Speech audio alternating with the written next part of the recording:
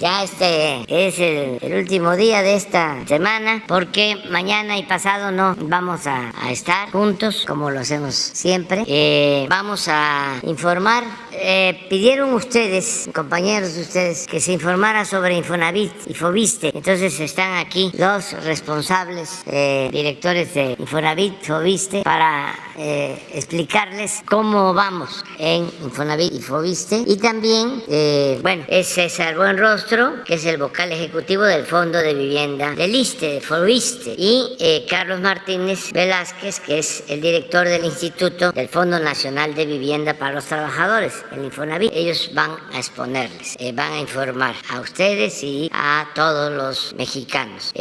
También, como todos los miércoles, Elizabeth García Vilchis va a informar sobre quién es quién en las mentiras de la semana. Básicamente es eso. Y comenzamos. Cualquiera de ustedes. Con su permiso, presidente, saludo a todos los compañeros de la prensa. Vamos a informar muy rápidamente de un tema que surgió aquí en la conferencia sobre la conversión de créditos a pesos. Y vamos a informar primero, en la que sigue, se han dado en total, por instrucciones del presidente, 4.5 millones de apoyos a acreditados del Infonavit en sus distintas modalidades. Esto ha significado 160,000 millones de pesos a favor de ese mismo número de familias. Destaca un programa que nos había pedido el presidente de liquidación anticipada de los créditos. Se han beneficiado 233,000 familias con condonaciones de 5,400 millones de pesos.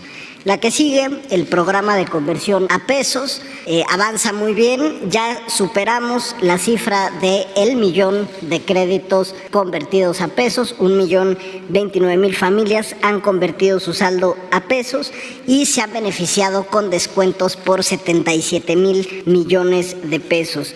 En la que sigue, decirle, presidente, que faltan por convertir 1.6 millones de créditos, y ahí invitamos a las familias a que puedan hacerlo. Tiene beneficios muy claros. Destaco dos: se queda congelada la mensualidad y el saldo ya no crece, y muchos de esos compañeros trabajadores obtienen descuentos en sus saldos y condonaciones. En la que sigue, lo pueden hacer a través de la banca electrónica, no requieren ir a una sucursal, no requieren un asesor, no requieren un gestor. Se puede hacer a través de mi cuenta.infonavit.org.mx. Los días 9 de cada mes se abre la ventanilla para que puedan actualizar sus créditos y convertirlos a pesos y evitar alzas futuras. Ahora bien, en la que sigue, en 2023, por instrucciones del presidente, decidimos que los créditos que no se habían convertido no tuvieran una afectación ni por el incremento al salario mínimo ni por la inflación, sino que se tomó en consenso con trabajadores y con patrones. El instituto es tripartita, que se actualizara una tasa de 5.2% los créditos que no se hubieran convertido a pesos. En la que sigue, también, como lo instruyó el presidente, acabamos con los desalojos y ahora buscamos hacer mediaciones para cada caso. Para nosotros es un fracaso como institución si tenemos que llegar al desalojo. Es un fracaso como país si tenemos una institución de seguridad social que tiene como fin desalojar a las personas, y por eso hemos buscado los convenios de mediación, que en esta administración han tenido el doble de convenios de lo que se hubiera hecho en el pasado. En suma, la que sigue, hemos actuado con responsabilidad en lo que nos ha pedido el presidente. Se cancelaron los juicios masivos, se cancelaron las subastas de vivienda recuperada, se reveló los datos reales del Infonavit, se manipulaban los datos de cartera y se informó eso en 2019. Se creó una política de cobranza social, se renovó el crédito del Infonavit, que ahora es con tasas de interés de acuerdo al salario y pagos congelados. Se están convirtiendo los créditos en salario mínimo y hoy el instituto tiene un gasto operativo de la mitad de lo que tenía cuando lo recibimos. La que sigue, también nada más mencionar que para quien ya acabó de pagar su crédito, hemos emprendido la campaña más grande que ha hecho el instituto de regularización de escrituras para quien no tenía.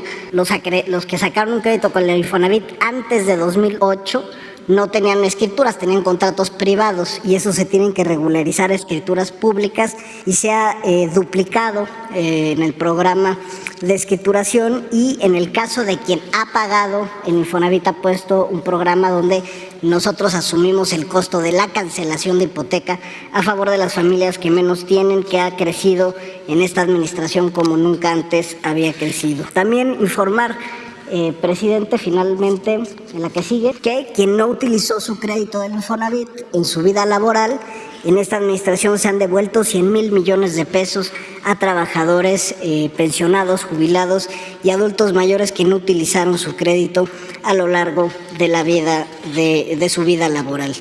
Y en esto, como última lámina, recordar que hoy el Infonavit tiene opciones para todas las necesidades de las familias. Hemos financiado en esta administración 1.9 millones de créditos, hemos dispersado en la economía 937,000 millones de pesos y hoy las familias pueden encontrar en el Infonavit un aliado para acrecentar y formar su patrimonio. Muchas gracias. Con su permiso, señor presidente. Pues atendido también la instrucción del señor presidente, vamos a platicar un poco el día de hoy qué estamos haciendo para atender a nuestros acreditados. Me gustaría en la primera lámina darles una actualización de un tema que ya hemos platicado por acá, que es la iniciativa de ley que el presidente envió en noviembre del año pasado. Hemos continuado con el diálogo abierto con la Cámara de Diputados. Celebramos este fin de semana un par de reuniones muy importantes con la presidenta de la Comisión de Seguridad Social, la diputada Ivonne Cisneros, y la presidenta de la Comisión de Vivienda, la diputada Lilia Aguilar. Puedo decir con gusto que se llegó finalmente a un acuerdo. Nos platicaron ellas que van a sesionar en la Comisión de Comisiones Unidas, que se celebrará el próximo día 13, con único punto de acuerdo, único punto de orden del día, el poder llevar a votación y aprobación de la iniciativa para buscar si el jueves se pudiese ya llevar al pleno. Entonces será muy importante. Y repaso rápidamente, va una demanda muy sentida. Les he platicado que Foviste cumplió recientemente 50 años y bueno, finalmente poder otorgar créditos en pesos. Hoy siguen siendo en UMAS, algo que sí deteriora los créditos algunos. Entonces poder dar créditos en pesos, se podrá otorgar los créditos ya sea en base al salario básico o al salario básico y sus compensaciones garantizadas. Lo de inscripción continua, que ya lo estamos operando desde enero de este año, aprobado por la Comisión Ejecutiva del Foviste y la Junta Directiva del ISSSTE, pero bueno, queremos que quede elevado en rango de ley. Y como cuarto punto, también muy importante, poder hacer de una manera más ágil las reestructuras. Dos casos en específico: cuando los trabajadores dejan de estar en alguna dependencia de gobierno o cuando el monto que se les descuenta vía nómina no sea suficiente, y pues en estos dos supuestos hayan caído en mora, poder hacer una campaña mucho más agresiva de reestructura. La siguiente, por favor. En Foviste tenemos alrededor de 2.600.000 derechohabientes, de los cuales 911.658 tienen un crédito hipotecario con nosotros. Viene ahí, bueno, no me detengo mucho, cuál es el estatus laboral. El 70% están en activo, 16% jubilados, fuera de sector el 14%. Datos importantes: la antigüedad de los créditos, el 95% de la cartera tiene menos de 20 años de antigüedad. La estabilidad laboral de los trabajadores del gobierno permite que los niveles de morosidad estén controlados. Una cosa aquí también importante: en lo que va de la actual administración, se han liquidado 149.492 créditos. Y quiero platicarles que en el 2022 en específico tenemos una cifra récord de arriba de 48,000 créditos liquidados, algo que es muy importante. Rango de años de liquidación: el 98% de los créditos liquidados en 2022 se efectuó antes de los 20 años de haberse originado, de los 30 que es el contrato. Y en los tipos de liquidación, de estos 48,600 que les decía que se hicieron en el 2022, solamente el 16% requirieron de algún apoyo. Los demás se liquidaron de manera natural. La siguiente, por favor. Atendiendo a la instrucción del señor presidente, bueno, tenemos un amplio abanico de esquemas de apoyo a la cobranza social. empezando por el seguro de daños, seguro de calidad y seguro de vida, que eso es un básico cuando se origina el crédito.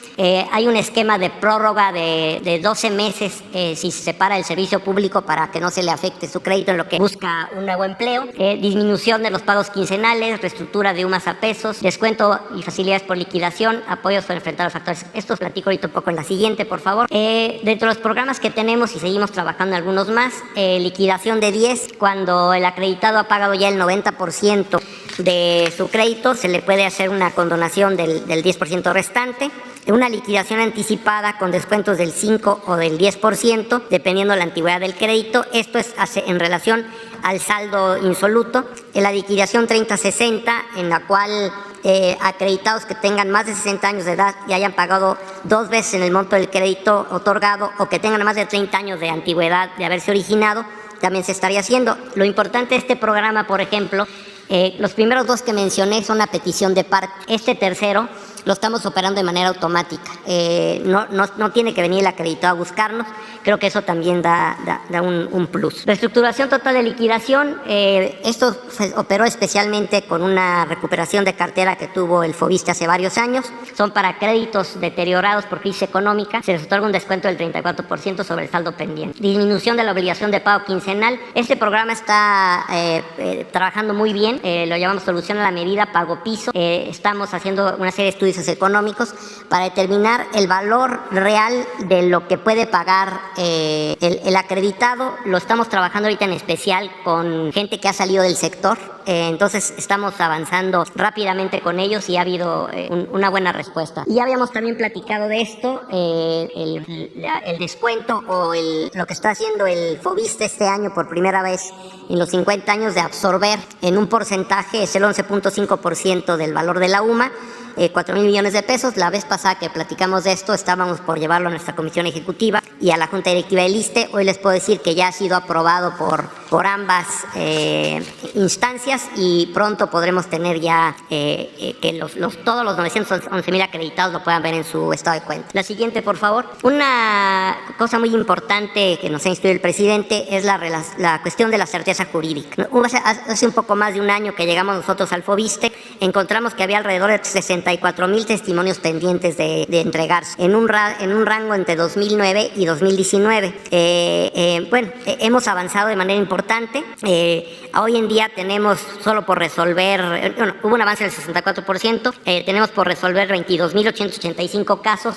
Desafortunadamente esos son un poco más lentos porque muchos pertenecen a las vivienderas que tronaron cuando fue el crack inmobiliarios que resolver jurídicas, pero bueno, estamos con la firme intención de hacerlo. Y hemos trabajado muy de la mano con el Colegio del Notariado Nacional para poder llevar a buen término esto. Y en la otra parte de la certeza jurídica es la cancelación de hipotecas. En el 2022 se suscribieron 30,325 hipotecas de 31,809 proyectos que ya estaban validados.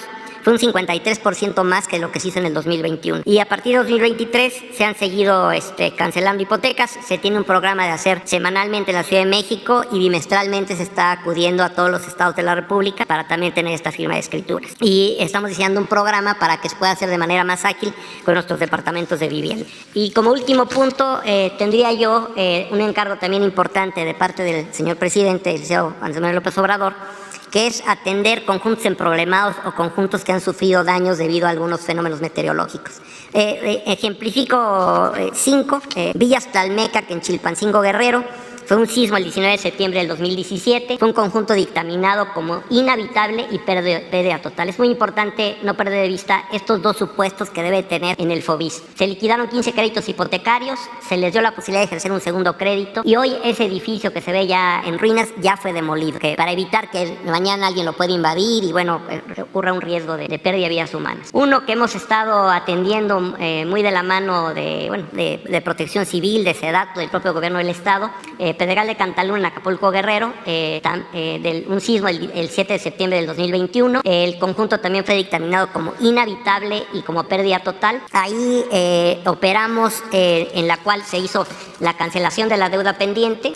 Se les va a devolver a los acreditados los pagos que hicieron. Son 206 acreditados del Fobiste. Tenemos con el Infonavit, es una cosa que estamos trabajando conjuntos, ellos tienen alrededor de 400 y puedo decir con gusto que ya también fue aprobado por nuestra la Comisión Ejecutiva y por la Junta Directiva del ISSSTE. Entonces estamos ya a punto también de caminar en eso. La siguiente, por favor.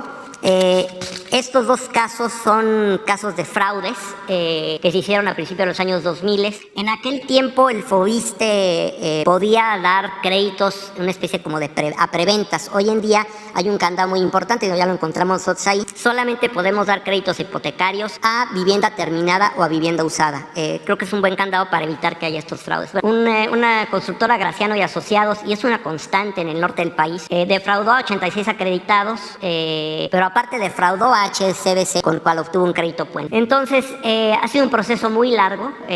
Primero hubo que, comprar los créditos que tenía, los predios que tenía HSBC, hacer los propios. Ya escrituramos el nombre de los acreditados. Se está ya iniciando las obras, apenas la semana pasada inició la terminación de las viviendas y la próxima semana iniciaremos con la urbanización del desarrollo. Esperemos terminar alrededor de mediados o finales de septiembre de este año, y fue un impacto financiero para el fondo de 10 millones de pesos para comprar los inmuebles a HSBC y alrededor de 46.6 millones de pesos para terminación de obras y urbanización. Quintas del Desierto 2 es un caso parecido. Igual la constructora Graciano y Asociados incumplió las 23 viviendas. Este es un caso del 2006.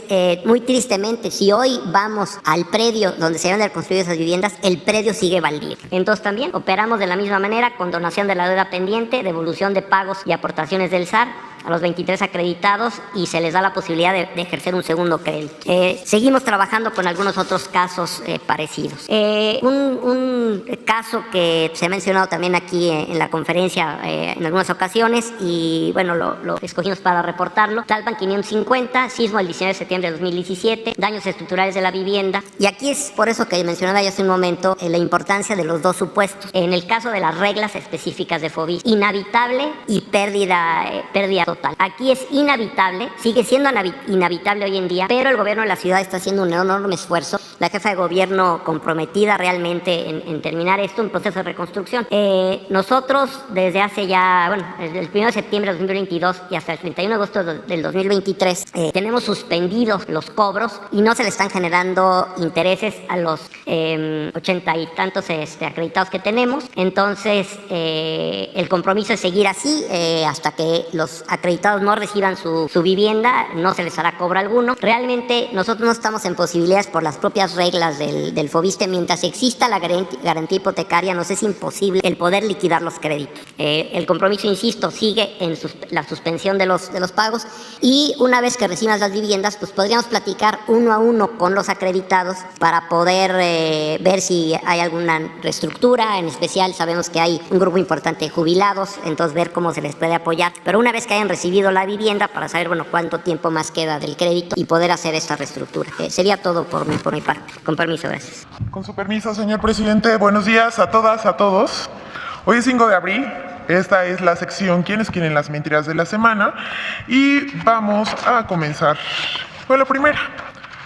La trama del misterioso barco ruso que provocó la publicación de mentiras por periodistas y medios. Estos que son los mismos de siempre. Según medios y periodistas de la oposición, ahora sí se hizo realidad la pejestroika de la 4T. Y el presidente Andrés Manuelovich recibe ayuda de Moscú para enfrentar la crisis de precios de los combustibles. Pero todo eso resultó un cuento. Medios de comunicación como El Economista, El Financiero y periodistas como Joaquín López Dóriga, sí, otra vez Joaquín López Dóriga, difundieron la supuesta llegada de un buque ruso con combustible de diésel al puerto de Guaymas, Sonora, lo cual no fue verdad. Esa información se presentó como un acontecimiento que se daba tras las tensiones, según ellos, vividas para imponer el embargo de las exportaciones rusas, especulando que a raíz de ello podría darse un conflicto entre México y Estados Unidos. Pero el 30 de marzo pasado se supo que esa información era mentira, pues la administración del Sistema Portuario Nacional confirmó que el barco de bandera rusa que arribó al puerto de Guaymas estaba cargado de fertilizantes y no de diésel. Resultó que el buque mercante Lucas I, con bandera de Chipre y proveniente de Rusia, arribó al puerto de Guaymas con una carga de 25,000 toneladas de fertilizante que será distribuido para productores de todo el país. López Dóriga escribió: ¿viene otro conflicto entre México y Estados Unidos?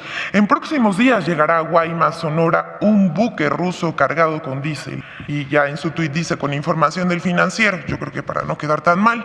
Pero en fin, el cuento se acabó, pero lo que no suena lógico, suena metálico. Vamos con la siguiente. Mienten otra vez sobre el estado de salud del presidente. El pasado fin de semana, durante varios días se dio una verdadera campaña de desinformación con el supuesto de que el presidente de México le habría dado un infarto. La falsedad de la información se pudo comprobar horas después, cuando el Ejecutivo Federal arribó a Ciudad Juárez, Chihuahua, ese mismo día para realizar una gira de trabajo.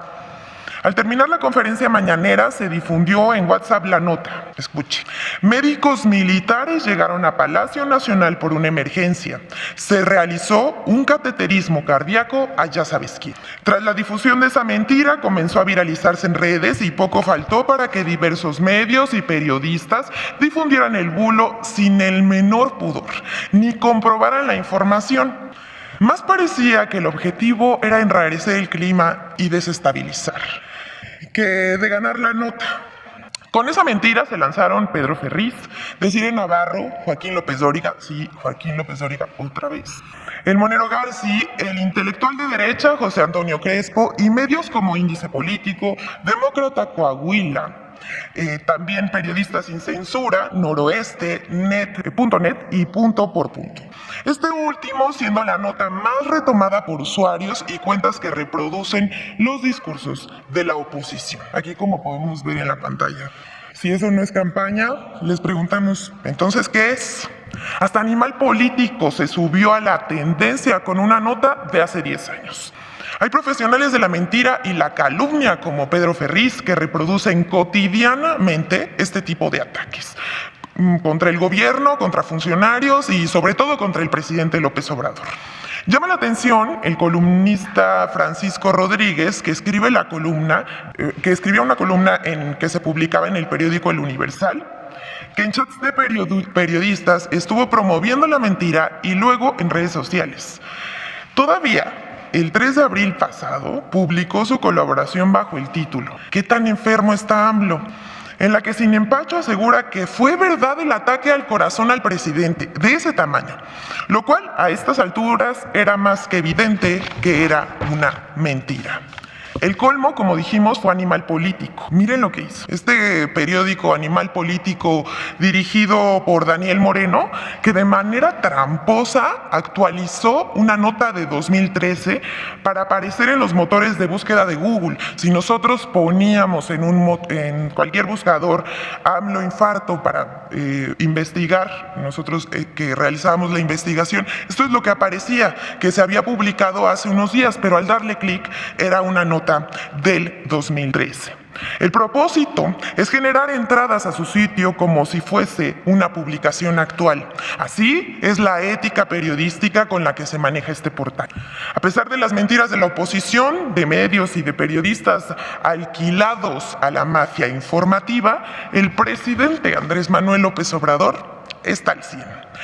Tras encabezar la mañanera del 31 de marzo, el presidente inició una gira por Ciudad Juárez, Chihuahua, Tijuana, Baja California Sur, Sinaloa y Nayarit. Cabe mencionar, hasta nos dan la oportunidad de informar para los que no se enteraron, con esta gira el presidente concluyó las reuniones con servidores públicos de los 32 estados, en las que informó que de las 2,744 sucursales del Banco del Bienestar proyectadas, 2.138 ya se han edificado y están en proceso de construcción otras 553. El Banco del Bienestar es ya el más grande de México. El propio presidente de la República, Andrés Manuel López Obrador, publicó en sus redes un balance y fotografías de su gira. Así la mentira terminó por caer. Pero vamos con la siguiente. Ya saben, casi a diario el periódico Reforma publica noticias falsas contra la 4T. En otro intento por descalificar al presidente de la República, el pasado domingo 2 de abril, el diario Reforma publicó en portada una foto en la que aparece el presidente junto a la familia de Jorge Tadei, quien es delegado de la Secretaría de Bienestar del Gobierno de México en Sonora. La foto iba acompañada de un sugerente texto al estilo Reforma.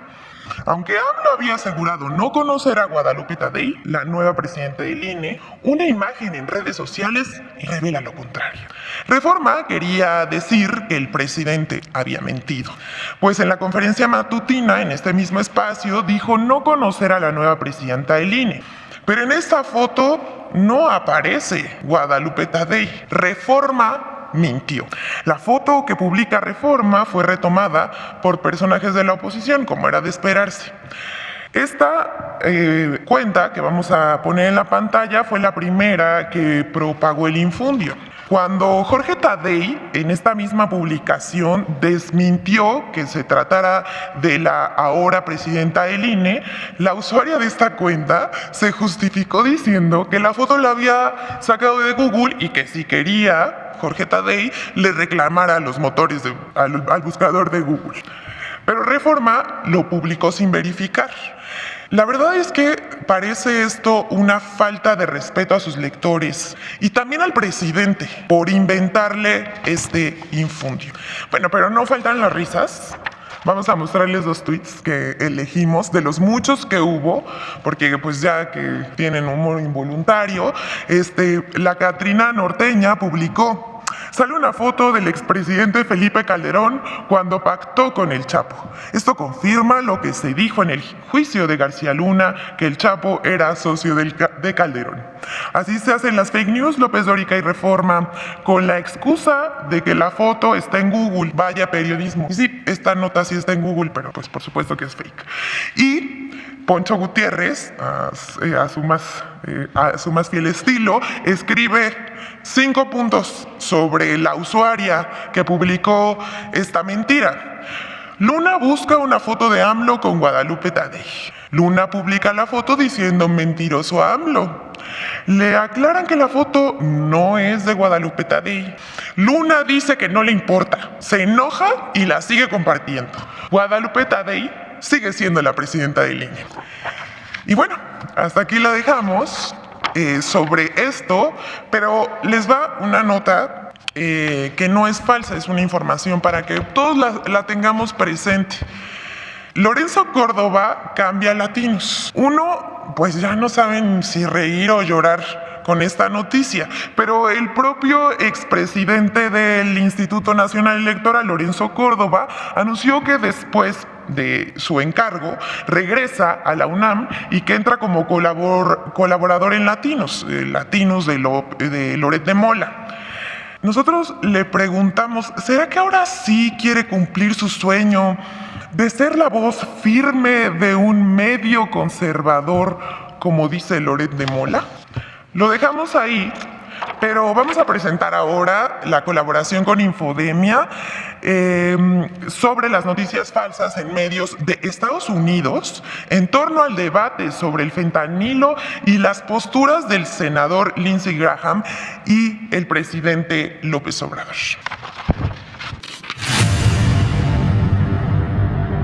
Medios de comunicación de Estados Unidos y legisladores republicanos han lanzado 3 narrativas falsas en contra de México y el gobierno del presidente López Obrador sobre el tráfico de fentanilo.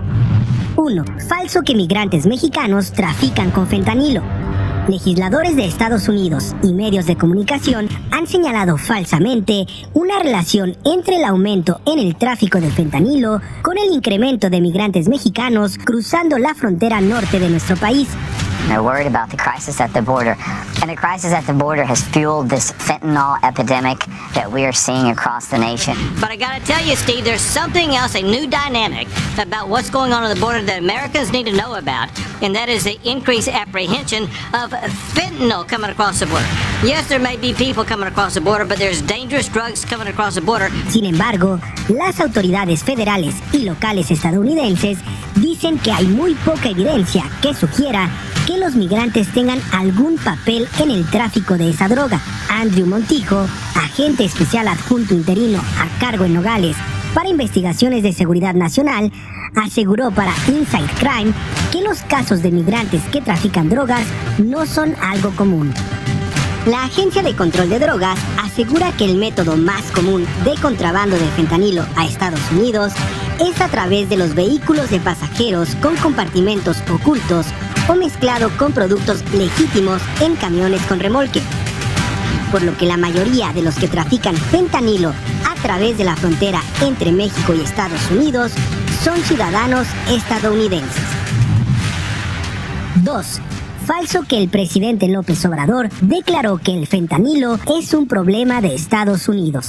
Well, the president of Mexico says fentanyl is an American problem, suggesting fentanyl is the country's problem. Medios de comunicación estadounidenses aseguraron falsamente que el presidente de México declaró que el problema del fentanilo es de Estados Unidos. En realidad, sacaron de contexto la declaración del presidente López Obrador, quien en varias ocasiones ha señalado la falta de apoyos y abandono a los jóvenes estadounidenses como causa del problema de consumo de drogas. Además, el gobierno de México ha mostrado disposición a la cooperación con autoridades de Estados Unidos. Un ejemplo es el encuentro bicentenario que tiene como uno de sus principales objetivos el combate al fentanilo en ambos países. 3. Falso que México sea la principal ruta de tráfico de fentanilo a Estados Unidos. Mr. President, the fentanyl distribution network in the United States involves Mexican drug cartels and others. The product is primarily coming from your country. Se ha emprendido una campaña para asegurar falsamente que a través de la frontera de Estados Unidos con nuestro país se trafica la mayor cantidad de fentanilo. Sin embargo, se ignoran otras rutas que la DEA ha identificado para traficar este opioide, algunas con origen en China e India y que llegan directamente a Estados Unidos y otras a través de Canadá. Infodem. Es cuanto, que tengan un buen día. Gracias, señor presidente. Vámonos aquí. Seguimos acá. Buenos días, presidente. Judith Sánchez Reyes de La Verdad Noticias. Preguntarle qué implica este acuerdo entre el gobierno federal y la empresa Iberdrola con la compra de estas 13 plantas de energía. Preguntarle si Banobras será quien cubra pues los $6,000 millones por esta transacción y qué lo llevó a realizar justamente este acuerdo, tomando en cuenta pues que en algunas ocasiones usted había comentado que esta empresa veía como tierra de conquista a nuestro país. ¿Qué le hizo cambiar de opinión? Bueno, yo creo que el convenio que se suscribió ayer es algo muy importante para el país, en beneficio del pueblo de México, en especial de los consumidores, porque en esencia lo que se garantiza es que no aumente el precio de la luz. Eso es lo esencial.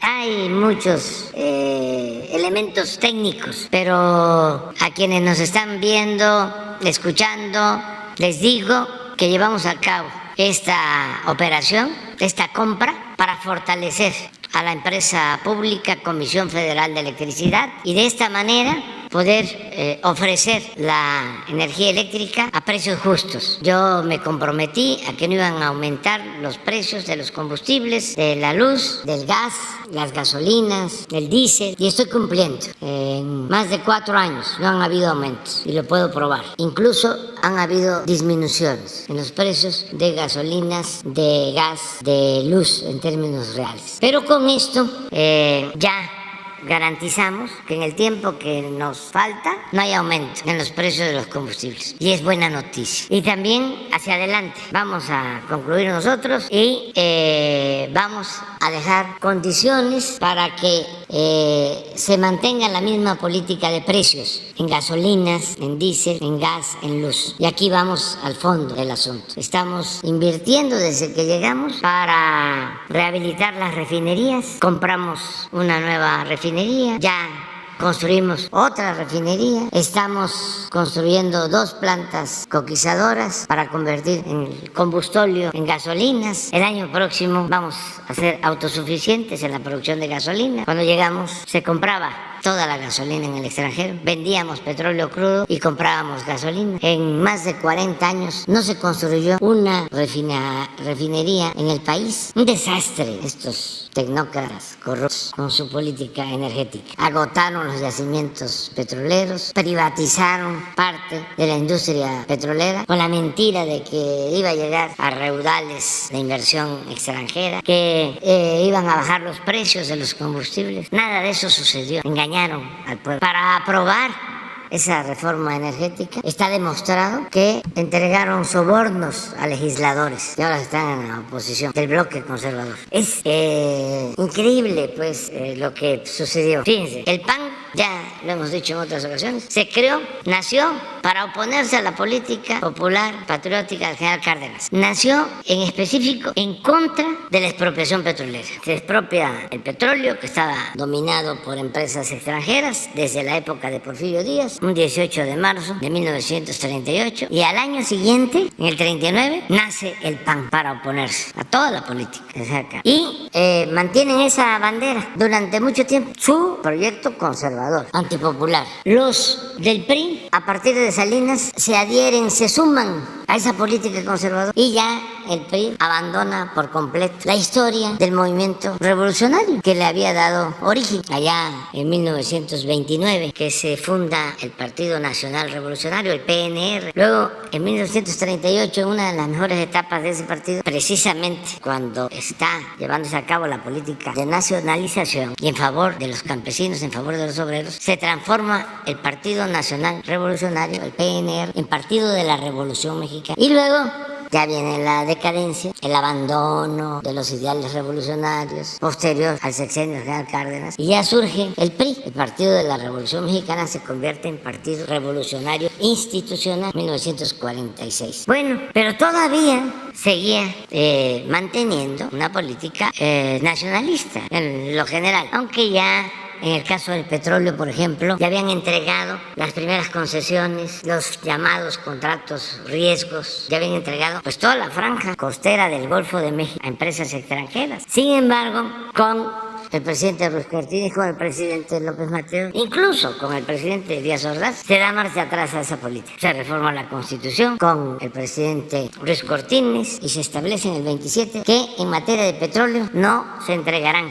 contratos. Y luego en el sexenio siguiente de López Mateos se establece en el 27 no se entregan en materia de petróleo ni concesiones ni contratos. En el siguiente sexenio, siendo director de Pemex don Jesús Reyes Heroles, presidente Díaz Ordaz, se cancelan los contratos que se habían entregado en el gobierno del presidente alemán, los llamados contratos riesgos. Y es importantísimo esto porque después de eso, don Echeverría se descubre Cantarell, uno de los yacimientos de petróleo más grandes del mundo. Si no se hubiese modificado lo de los contratos riesgos, si no se hubiesen cancelado, resulta que todo ese yacimiento hubiese sido explotado por empresas extranjeras. Pero como se canceló, 1968, ya en el sexenio siguiente que se descubre Cantarell, ya es de la nación, de suerte. Bueno, hasta López Portillo éramos autosuficientes en producción de gasolinas, no importábamos. Hasta López Portillo se hizo la última refinería que se construyó, la de Salina Cruz. Empieza de la Madrid, exactamente cuando inicia la política neoliberal, a partir de 1983. Y empiezan a llevar a cabo la política privatizadora en la industria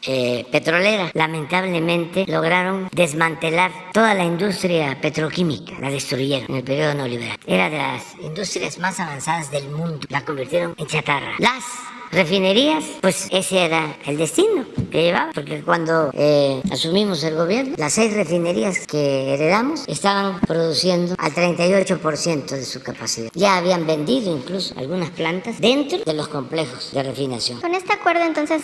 Entonces, es que es muy interesante. O sea, es que ustedes me preguntan y a mí me permite esto informarle a la gente, porque ya lo he dicho muchas veces, sin contexto no se entienden las cosas. No hay texto sin contexto. Entonces, ¿qué pasa? Nosotros pues cambiamos el rumbo de la política energética y nos hemos propuesto ser autosuficientes y ya lo estamos logrando, y eso nos ha ayudado mucho porque de esa manera hemos controlado el incremento inflacionario, es decir, el aumento de los precios, porque paramos la privatización de la industria petrolera. ¿Pero a qué voy?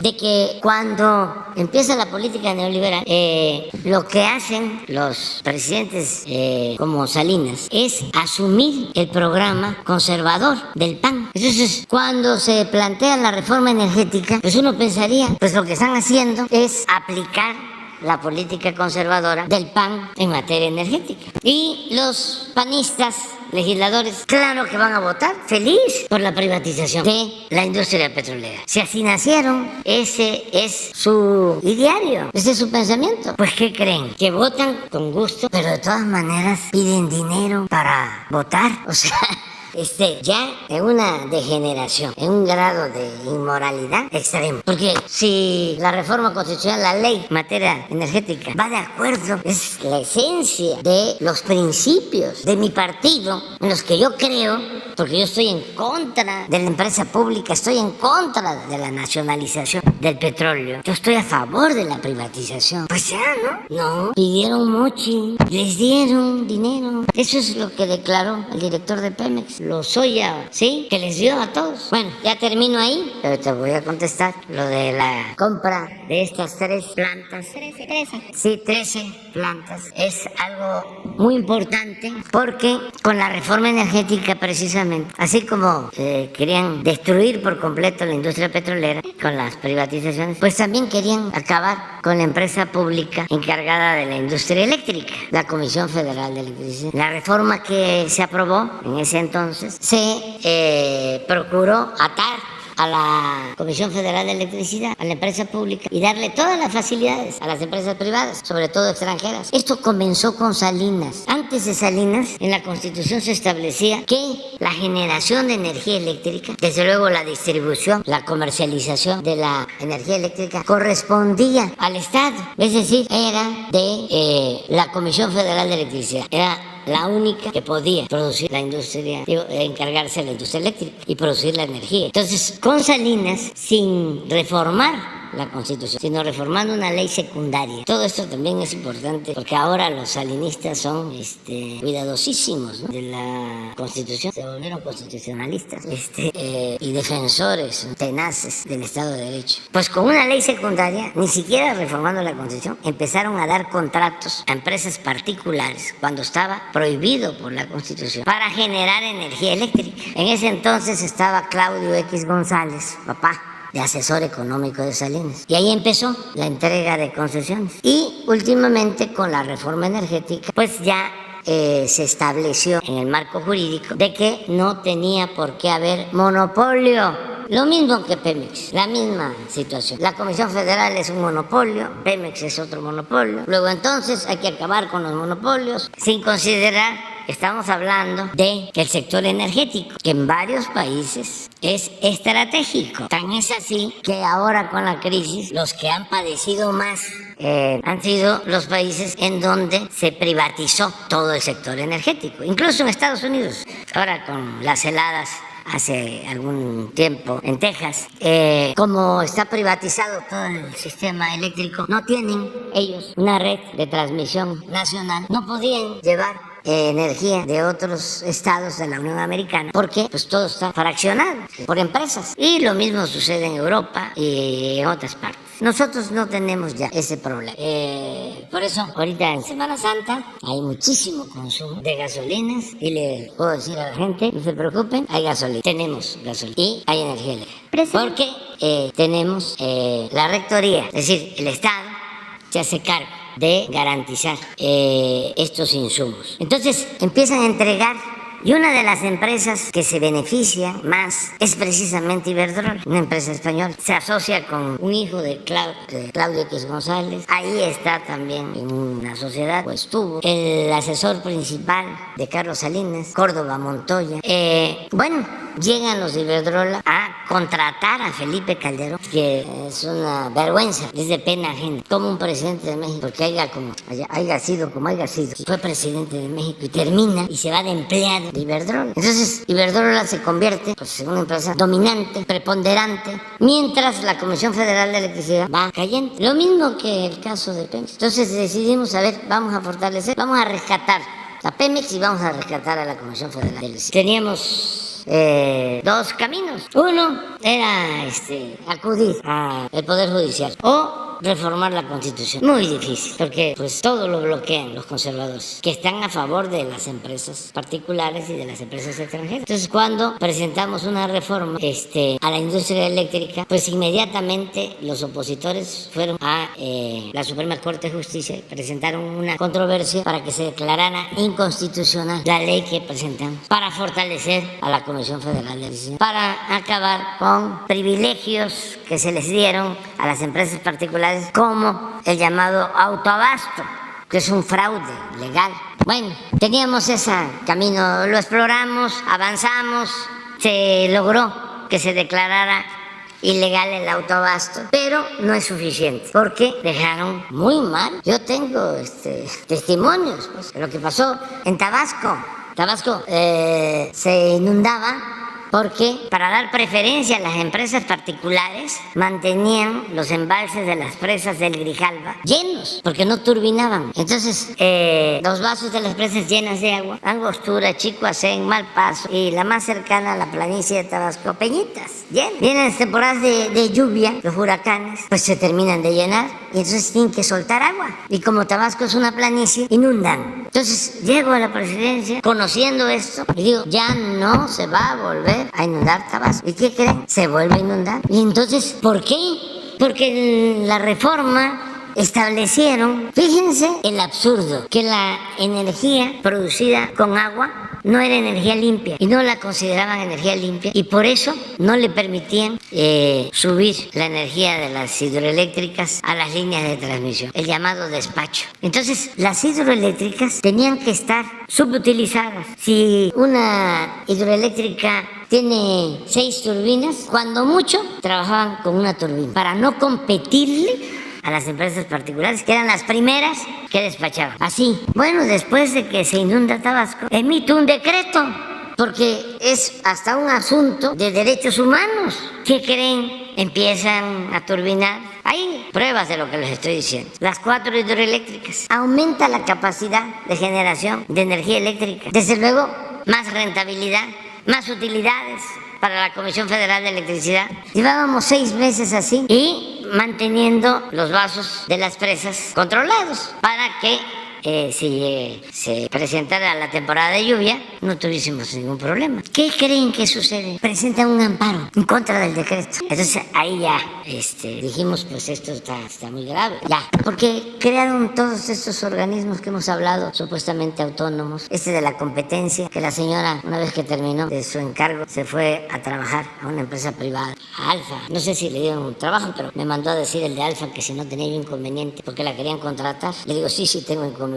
Pues ella se dedicó a bloquear todas las iniciativas para fortalecer empresas públicas, el interés general, el interés del pueblo y para proteger intereses particulares. Entonces, al día de ayer, la Comisión Federal de Electricidad tenía una participación en toda la generación de electricidad de 39%. Y yo había hecho el compromiso de que teníamos que mantener a la Comisión Federal con el 54% mínimo. Y el acuerdo fue ese, decirle a los particulares, no vamos a expropiarles, no van a dejar de participar, nada más que vamos a buscar que la empresa pública, que es la que garantiza el consumo a todos los hogares y para que no aumente el precio, la tenemos que fortalecer, se va a quedar con 54 y ustedes se van a quedar con 46 del mercado. El 46 es el equivalente a todo lo que consume Argentina, no es poca cosa. Entonces, pero con todos los obstáculos, la Comisión Federal llegó a 39%, es decir, 60% controlado por las empresas particulares, 40% la Comisión Federal de Electricidad. Entonces surgió este planteamiento. Nosotros vamos a seguir peleando por México, porque para eso nos hicieron, para defender los intereses del pueblo. Entonces les dijimos, vamos a buscar un acuerdo, y yo quiero reconocer que aceptaron y les compramos 13 plantas de ciclo combinado, 12 y una eólica, alrededor de 6,000 millones de dólares. ¿Por qué podemos hacer esto también? Porque tenemos finanzas públicas fuertes. Te los explico así de manera sencilla. Como no hemos solicitado deuda adicional, hoy el gobierno nuestro, a pesar de la pandemia, tiene menos crecimiento de deuda que el gobierno de Calderón y que el gobierno de Peña. O sea, tenemos un margen como de 3 puntos del producto. Cada punto del Producto Interno Bruto es de alrededor de 300,000 millones de pesos. Casi tenemos una diferencia de 1 billón. No nos vamos a endeudar. De todas maneras vamos a terminar abajo. Pero traemos un margen. Cuando hablo de 3 puntos del producto, estoy hablando de 1 billón. Para que tengan una idea, la operación de ayer, que además de manera técnica no entra en forma directa a la deuda, pero bueno, es patrimonio ya de la nación. Nos significó 120,000 millones de pesos, como el 0.4% del Producto Interno. Nada, porque tenemos finanzas públicas fuertes. ¿Qué ganamos con esto? Que de 39 pasamos a 55 con las 13 plantas. La Comisión Federal de Electricidad. Dicen, es que no va a operar la Comisión Federal, no puede operar la Comisión Federal de Electricidad. No, la operación la hace Hacienda, es Hacienda, a través de un fondo. Y pues Hacienda no opera. Los trabajadores de estas 13 plantas ya pertenecen al sindicato de electricistas. No pierden, no, ya están en el sindicato. Ellos se van a poner felices, bueno, creo que están felices, porque pasan a formar parte. Ya son del sindicato, la mayoría, están desindicalizados, se mantienen, además los necesitamos. ¿Cómo hemos sacado adelante la industria eléctrica, la industria petrolera? Con los trabajadores, son de los mejores que hay. Así hemos rescatado el sector energético. Entonces, esa fue la operación de ayer. Claro, a los conservadores no les gusta. Los entiendo. Además, como siempre hemos dicho, tenemos 2 formas, pues, de pensar y de actuar. Y nosotros sí queremos que se fortalezca esta empresa pública. ¿Qué es una empresa pública? Es una empresa del pueblo. Y se lo dije al director, presidente del Consejo de Iberdrola, porque además se portaron bien y hablamos. O sea, tuvimos diferencias fuertes con él, muy fuertes. Primero porque es una ofensa que una empresa se lleve a un presidente de México a trabajar como empleado, haya sido como haya sido presidente. O sea, es una burla, eso se lo dije. No, me contestó de que yo era un populista. ¿Desde cuándo hicieron las negociaciones, presidente? Nos confrontamos y tuvimos diferencias, pero miren la importancia del diálogo. Y cuando está de por medio el interés general, o sea, dijimos, esta es una opción, les agrego otra cosa, añado otra cosa. Nosotros de todas maneras íbamos a buscar tener más del 50 al fin del gobierno, pero esto lo íbamos a lograr hasta finales del sexenio de mi gobierno, porque estamos construyendo plantas de ciclo combinado, por ejemplo, en Yucatán. Ya resolvemos el problema de la península, porque estamos construyendo 2 grandes plantas de ciclo combinado, una en Mérida, otra en Valladolid. Ya compramos una planta también de ciclo combinado para resolver el problema del abasto en Baja California Sur, ya porque teníamos problemas de abasto, tanto en la península de Yucatán como en Baja California Sur. Entonces ya resolvimos. Y además estamos cambiando turbinas y modernizando como 10 hidroeléctricas. Entonces calculamos que vamos a agregar a la generación de la Comisión Federal de Electricidad a finales del sexenio hasta 15% más. O sea que si con esta operación llegamos al 55, vamos a llegar a finales, podemos llegar a finales al 70 de la generación. Pero como va creciendo la demanda, porque el país crece y de lo que más se de lo que más se necesita es la energía eléctrica, calculamos que mínimo la Comisión Federal la vamos a dejar con 65%. Y este es un rescate, por eso hablé ayer de una nueva nacionalización. Esto mismo hizo en otras circunstancias y casi en su totalidad para que el Estado se encargara por completo de la generación de la industria eléctrica el presidente López Mateo, siendo secretario de Hacienda Antonio Ortiz Mena. Y el argumento que usaron fue muy válido y justo. Les dijeron a las empresas particulares,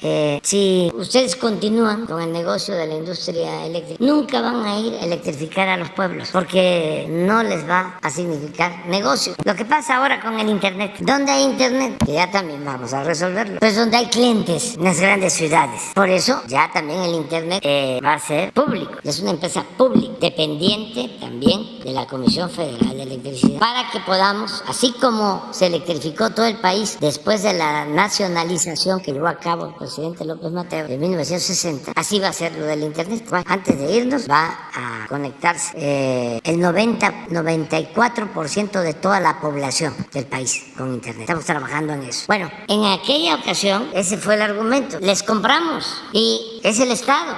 Y así fue. Se pagó a las empresas una indemnización y se quedó el Estado. Y así se electrificó México. ¿Por qué? Porque de una u otra forma, aun cuando hay empresarios y hay empresas y hay corporaciones que tienen dimensión social, no deja de ser el factor principal de una empresa la ganancia, la utilidad y a veces el lucro. Y una empresa pública no tiene fines de lucro. Entonces, por eso, y más si se trata de la independencia de un país. Imagínense si hay un conflicto y no nos quieren vender gasolinas, pues se cae el gobierno. ¿Cuánto resiste un gobierno que depende de comprar la gasolina en el extranjero sin abasto de combustible? Pues puede ser que un mes. Entonces sí es importante la autosuficiencia energética, es la clave. Entonces eso fue lo que hicimos. Yo agradezco a los directivos de esta empresa, de Iberdrola, por aceptar este acuerdo.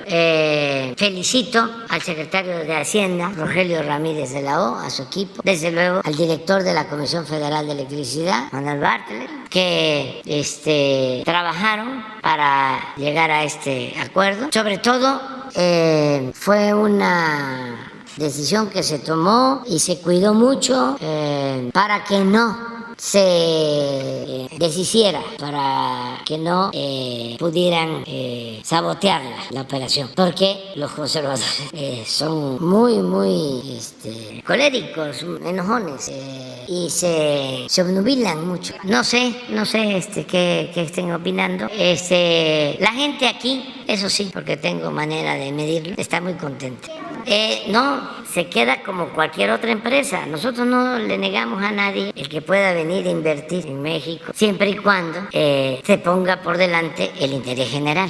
O sea, el presidente de México no es un gerente, no es un empleado de ningún grupo de interés creado, de ninguna corporación, de ningún gobierno extranjero. El presidente de México solo tiene un amo, y ese amo es el pueblo de México. El presidente era innecesario, a 8 columnas el día de hoy. Por eso. Porque ese es el argumento original. O sea, a ver, por eso reformaron la Constitución. Pemex es un monopolio. La Comisión Federal de Electricidad es un monopolio. La Secretaría de Salud es un monopolio. La Secretaría de Educación Pública es un monopolio. O sea, hay que privatizar. ¿Y qué es privatizar? A ver, pon el diccionario para entendernos bien. Entonces, claro que el Reforma, no puede estar contento, porque el Reforma, es un pasquín, un libelo del bloque conservador, pero además de los más atrasados, de los más retrógradas. Entonces, esto fue lo que sucedió en 36 años, y esto que llevaron a cabo produjo el saqueo más grande que se haya realizado en México en toda la historia. En 36 años saquearon a México como nunca en 5 siglos. Nunca. Y fue esto. Convirtieron lo público en privado. Los bienes del pueblo, de la nación, los convirtieron en bienes privados. Bueno, la deuda de particulares la convirtieron en deuda pública con el FOBAPROA, con el rescate que hicieron de bancos y de empresas. Si deberían de estar callados, postrados, hincados orando y pidiendo perdón. Son pecadores, viven en el pecado social. Y nada más que la hipocresía es mucha. Son sepulcros blanqueados. Su doctrina es la hipocresía. Entonces, es esto, privatizar. Esto para los jóvenes, que son los que más nos importan. Poner bajo la explotación y administración del sector privado empresas, bienes o servicios que eran de propiedad estatal. Es público. Convertir lo público en privado. Eso es privatizar. Entonces, es normal que a la Reforma no le guste. O sea, pero qué bueno, ¿eh? Bien, o sea, presidente. si a la Reforma le hubiese gustado, estaría preocupado. La siguiente pregunta, presidente. En días pasados usted comentó que la mitad de los mexicanos simpatizaban con su partido, con su movimiento, con las acciones de gobierno que está emprendiendo y por ende tenían derecho y podían aspirar a cargos como por ejemplo a presidir el Instituto Nacional Electoral, y así sucedió. En ese sentido yo quisiera preguntarle por qué no se aplicó el mismo criterio en el nombramiento de los consejeros del INAI y optó usted por vetarlos, tomando en cuenta que pues entonces hay otra mitad de mexicanos que no comulgan con su movimiento, con su partido. ¿Por qué entonces vetarlos si ellos también en un momento dado tendrían derecho a aspirar a estos cargos? Usted había comentado que los había vetado porque tenía usted información de que algunos, dos de los consejeros, uno de ellos tenía relación con un partido político, con el PAN. Sí, en aquí específico. se denunció esto en este diálogo circular que tenemos todas las mañanas, y se dijo de que se habían repartido entre los grupos en la Cámara a los del INAI, o sea que uno para Morena y otro para el PAN. Creo que así fue. Digo, eso fue lo que plantearon. Y yo hice pues una investigación y sí, encontré eso, de que había habido participación de los partidos y que incluso ni siquiera habían pasado el examen o no habían estado en los primeros lugares. Sí, y entonces dijimos, pues no. ¿Cuál es la diferencia con lo del INE? Pues que en el caso del INE fueron 20 y hubo un sorteo y de ahí salieron 4. Y eso es democracia. Claro que pues a los conservadores y a los medios de información de la derecha, defensores de los corruptos, pues no, tampoco les gustó. Pero miren lo transparente de todo, ¿no? Como al final de cuentas la verdad se abre paso. La noticia que acabamos de escuchar ahora, el que estaba en el INE, que ya es preferible olvidar esta desfachatez, que se va a la UNAM, pobre UNAM, me habla mi alma mater. No, bueno, pero eso pasa. Pero luego irse de comentarista con Loret de Mola, imagínense cuánta gente engañada defendiéndolos, porque el INE no se toca, supuestamente ellos, ¿no? Independientes, árbitros, con Loret, o sea, es una involución, porque si hubiese regresado como estaba antes de comentarista de Carmen Aristegui, pues a lo mejor no era tan grotesco. Pero eso fue lo que defendieron, marcharon por esto, vinieron al Zócalo por esto. En esencia, ¿qué les va a importar la democracia? ¿Qué les va a importar el INE? No, es esto. Es una decadencia. No cabe duda que tenía razón el presidente Juárez. El triunfo de la reacción es moralmente imposible, porque esto es un acto de deshonestidad, como se le vea. Solo nos faltó que se fuera de presidente de la organización de Claudia X González, que debe de estar ahí también como asesor, pero puede ser que honorario. Entonces lo del INAI fue realmente porque hubo este acuerdo y no porque hay una simpatía con otra corriente política. Sí, eso fue. Sí, los nuevos y los consejeros. Los del INAI, pues tienen diferencias con nosotros, conmigo. ¿Saben qué hicieron los del INAI antes de irse? Ya he dicho varias veces, pero también para los jóvenes. Hay que cuidar en política, no hacer el ridículo. ¿Sabes qué? Leí por ahí, no sé si sea cierto, tú me lo vas a probar ahora, que antes de su última sesión pidieron, así es, autorizaron, pidieron transparentar mi título y mi tesis de la UNAM. Ya la voy a traer mañana, o sea. No, mañana no, porque nos vamos. El lunes voy a traer el título, a ver si lo encuentro por ahí. Y la tesis, sí. Presidente, de hecho, a ver, préstamela, porque esa es pública, pero les quiero decir algo de la tesis que es muy importante, que también ojalá y la lean los conservadores. Fíjense que yo terminé la escuela en el 76 y me fui de pasante a Tabasco, de director del Instituto Nacional Indigenista. Entré en el 77 y estuve del 77 a 82 de director del Instituto Nacional Indigenista, trabajando para los indígenas chontales. Ahí aprendí a trabajar en favor de los pobres. Esa fue mi mejor universidad. Y luego llegó el maestro González Pedrero, que había estado de director de la Facultad de Ciencia Política, donde yo estudié. Llegó de candidato a Tabasco del PRI y me planteó de que yo pasara a ser presidente del PRI, porque se tenía el propósito de democratizar al PRI. Es muy difícil democratizar un partido, está muy... Entonces, pero nosotros empezamos con eso. Antes había sucedido lo del finado Carlos Madrazo, que también quiso democratizar al PRI y no pudo. Incluso se habla de que a él lo asesinaron. Bueno, y nosotros empezamos a democratizar, a hacer asambleas en los pueblos para que los comités, se llamaban seccionales, fuesen electos por la gente, asambleas democráticas, y no designados por los presidentes municipales, como era la costumbre. Entonces, cuando empezamos a hacer esto, y a darle el poder al pueblo, pues se gestó una rebelión en contra mí. Y una mañana me convocó el maestro González Pedrero, al que admiro mucho, ya falleció, pero una gente extraordinaria, un maestro, uno de los mejores estudiosos de filosofía política, de historia de las ideas políticas. Bueno, entonces ya había una rebelión de presidentes municipales contra de nosotros, que éramos un joven. Entonces me ofreció ser oficial mayor del gobierno del estado, y pues fui oficial mayor 24 horas, porque fueron también de esas decisiones históricas. Llegué ahí, y el secretario de gobierno, que ahora es amigo, siempre ha sido amigo, pero en ese entonces nos distanciamos. El secretario de gobierno era José Eduardo Beltrán, que ahora es consejero del Pemex. Él me fue a dar posesión de la oficialía mayor, y le dije ahí a los que estaban, director administrativo, derechos, recursos humanos y todos los que tenían la oficialía mayor, eran los tiempos de las vacas gordas, de mucho auge, ¿no? Ser oficial mayor, imagínense. Pero qué buena decisión, porque me hubiese aceptado eso, me hubiese ido perdido. ¿En qué? Mínimo en lo administrativo. Y hubiese yo abandonado el noble oficio, ¿no?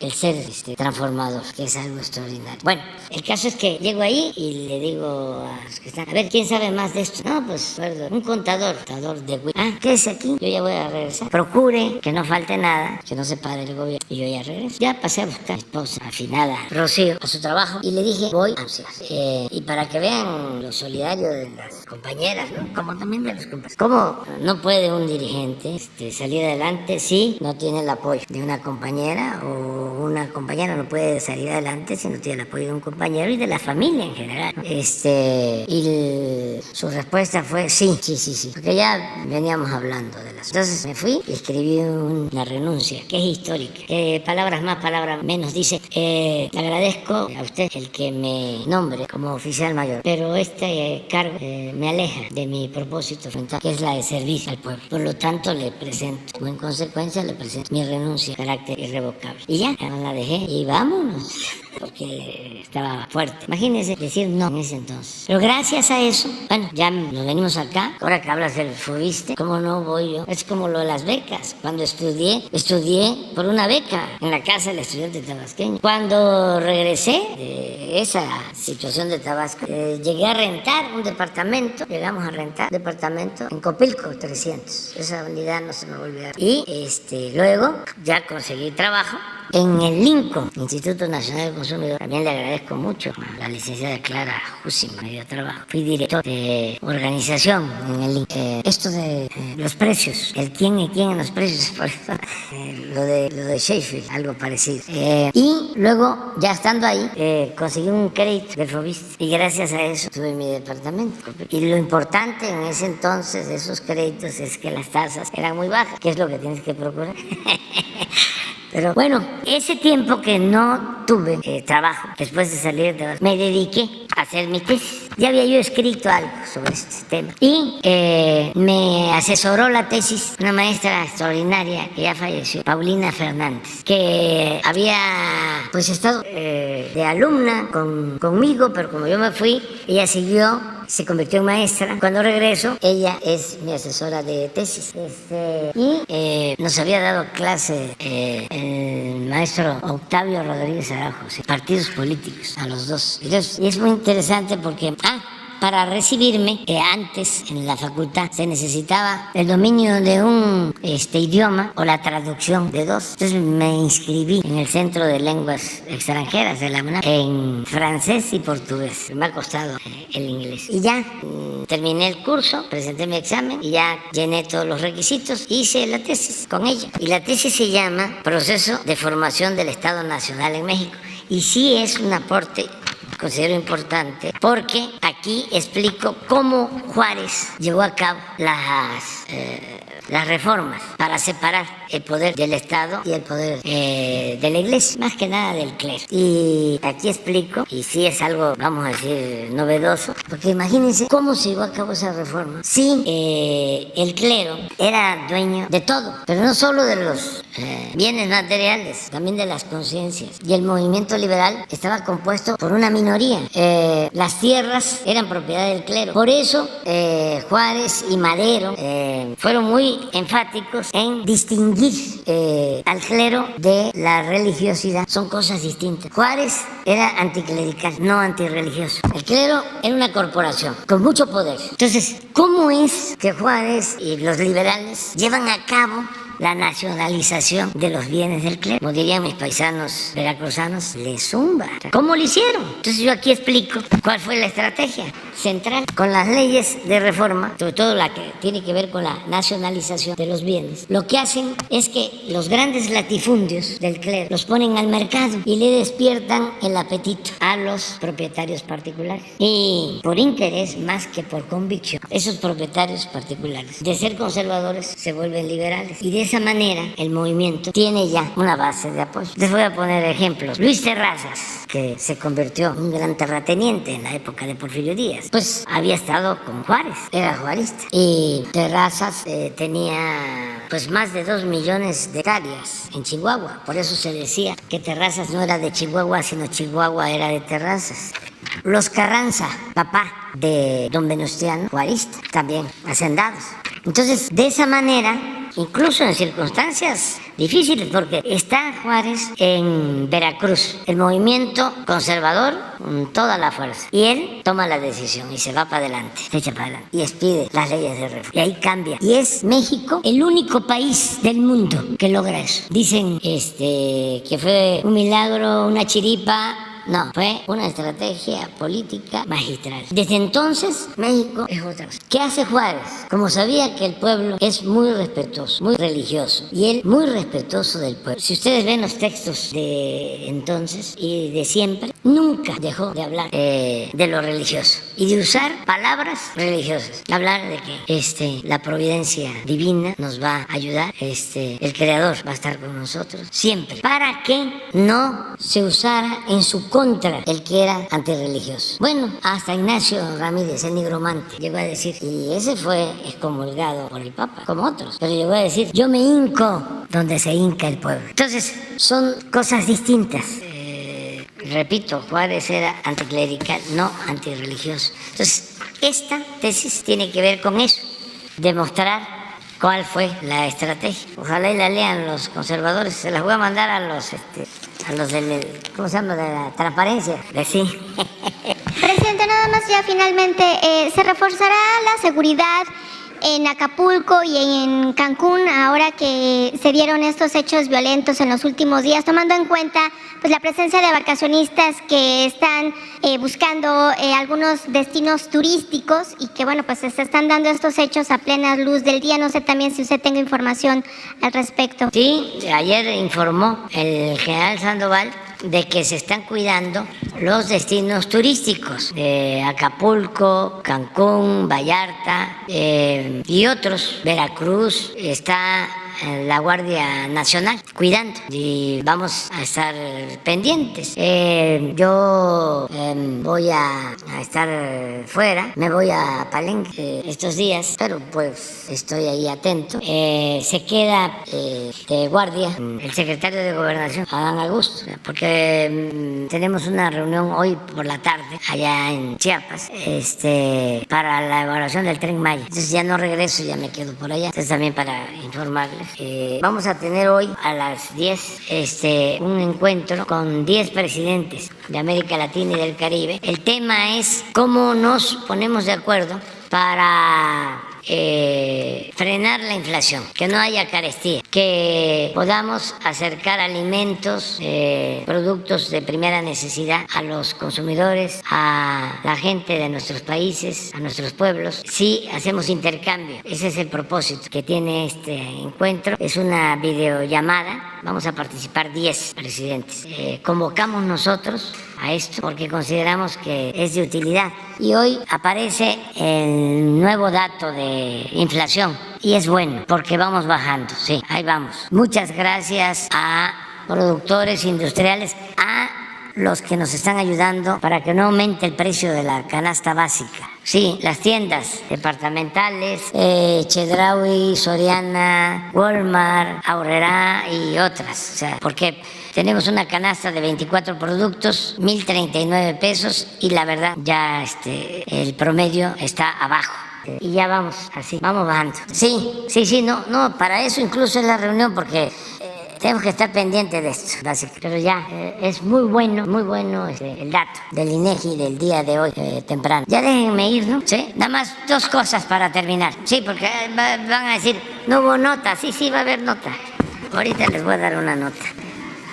¿Saben? Reitero, refrendo, mantengo mi postura de que no debe de utilizarse lo jurídico, los asuntos supuestamente legales con propósitos políticos electorales. Por eso no estoy de acuerdo con lo que le están haciendo al expresidente Trump. No estoy de acuerdo. Es que yo ya lo padecí. Y que no quieran descalificar a nadie en ninguna parte del mundo. Miren lo que le hicieron a Pedro Castillo en el Perú, lo que me hicieron a mí aquí, que me desaforaron porque no querían que yo apareciera en la boleta como candidato a la presidencia. Ese era el fondo de todo, que sea el pueblo el que decida, y no hay que tenerle miedo al pueblo y tenerle confianza, pero no impedirle a nadie que participe. Y pueden decir, es que legalmente sí puede participar. Sí, allá sí, aquí no, pero allá puede participar, pero de todas maneras está expuesto a una campaña de desprestigio, bajo la máxima de que la calumnia cuando no mancha tizna. No sé si haya cometido delito, no me corresponde. Me llama la atención que lo estén acusando de algo que sucedió en el 2000 o en el 2006. No. 16 es cuando presentan la denuncia. Pero la supuesta también, o sea, no puedo yo. Supuesta o presunta, dirían los abogados. Aventura, o como se le llame. Fue en el 2000 o 2006. Vamos a ver si fue en el 2000, ¿cuántos años lleva? 23. Y si fue en el 2006, ¿cuántos años lleva? 17. Y no es porque se trate del presidente Trump, no. Cualquiera. Aquí lo hice, querían desaforar y todavía ni lo conocía yo, a Cuauhtémoc Blanco. Lo querían quitar de presidente municipal de Cuernavaca y me pronuncié. Y ahí está en las redes mi planteamiento. Y siempre lo voy a hacer. No debe de aceptarse eso. O sea, además es una degradación de la seriedad que deben de tener las leyes, el respeto que se tiene que tener por la legalidad. No utilizar las leyes, no fabricar delitos para afectar a adversarios. Ya me voy. Dios. ¿En la qué? El retraso de las pensiones en el país. Las solicitudes de pensiones tienen retraso entre 6 y 1 año de los que están solicitando pensionarse. Es un problema que está ahorita en el Seguro Social. No hay problema, Él pero no podría hablar. el lunes no hay problema,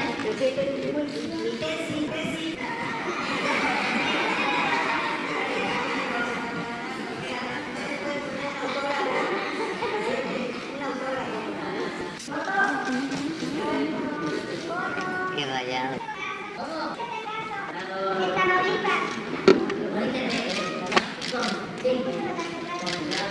Carlos, ahí se rayó.